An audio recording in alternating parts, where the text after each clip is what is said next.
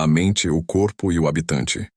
No mundo racional não existiam mente, pensamento, imaginação, personalidade nem conflito.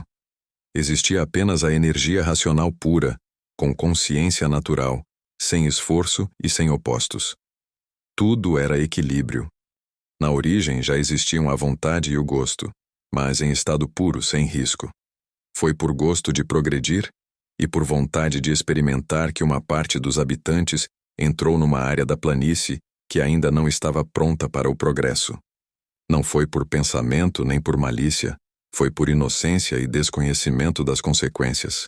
A partir daí ocorre o ponto crucial. A energia racional se deforma, e ao se deformar, ela mesma se divide em duas forças opostas, dando origem ao elétrico e ao magnético. O eletromagnetismo não existia antes. Ele nasce da deformação da própria energia racional. Com essa divisão, o ser perde sua consciência natural. E para sobreviver na nova condição, começam a surgir recursos deformados. O primeiro é a imaginação, uma projeção instintiva, primária. Depois surge o pensamento, organização desses impulsos imaginativos para adaptação dentro do eletromagnetismo. O pensamento não causou a queda, aparece depois dela. Para permitir o funcionamento do pensamento, forma-se a mente, um campo invisível elétrico-magnético onde o pensamento se movimenta. A mente não é órgão, não é ser, não é alma. É apenas parte da deformação. Só muito tempo depois, surgem as máquinas materiais, corpo, cérebro, órgãos, sentidos. O cérebro não cria o pensamento. Ele é fabricado para servir ao pensamento e à mente. Assim se forma o conjunto do animal racional. O habitante, o ser verdadeiro, de origem racional, deformado e desligado da sua base. A mente, o campo onde o pensamento atua. O cérebro, a máquina física que grava impulsos. O corpo, a máquina executora. A personalidade, o eu humano construído pela experiência do aparelho.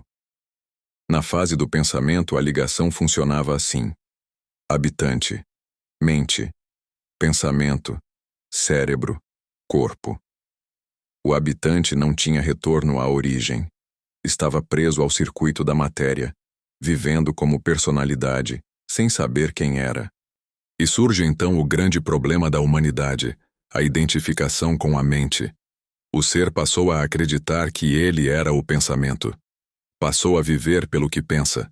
Esqueceu completamente sua verdadeira origem. Daí nascem a confusão, o sofrimento, os conflitos, o desequilíbrio, a instabilidade constante. Porque a mente é elétrica e magnética. Ela vive de opostos. Ela nunca entra em equilíbrio real. Ela é variável por natureza.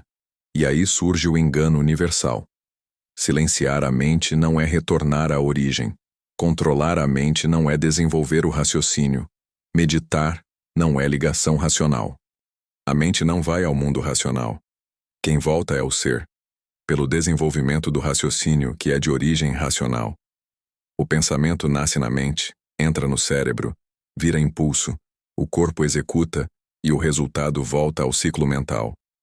É um circuito fechado, repetitivo, limitado à vida material. O habitante é o ser real. A mente é máquina. O corpo é máquina sustentada pela natureza, automática, instintiva. O coração bate sozinho. Os órgãos trabalham sozinhos. A máquina funciona porque é matéria, não porque o corpo seja o ser. Durante a fase do pensamento, quando o corpo morria, o que ocorria era apenas a reciclagem da máquina. O habitante continuava ligado a novos aparelhos humanos, ou descia de classe para irracionais, vegetais, minerais e água, conforme sua vibração. Mas tudo muda na fase racional. A natureza recebe a ligação direta do mundo racional. E essa ligação não passa mais pela mente, passa pelo raciocínio. A nova estrutura fica assim: mundo racional, natureza, habitante, raciocínio, aparelho. A mente não desaparece, mas perde o comando. O comando vai passando progressivamente ao raciocínio. Quando o raciocínio se desenvolve, O habitante retorna ao mundo racional ainda em vida. O aparelho continua vivendo sua vida normal na matéria. A personalidade segue seu percurso humano. A pessoa vive ligada a dois mundos ao mesmo tempo. Quando isso acontece, não há mais reciclagem de identidade. Não há fragmentos programados para formar novos aparelhos humanos daquele mesmo ser. O ciclo do habitante se encerra.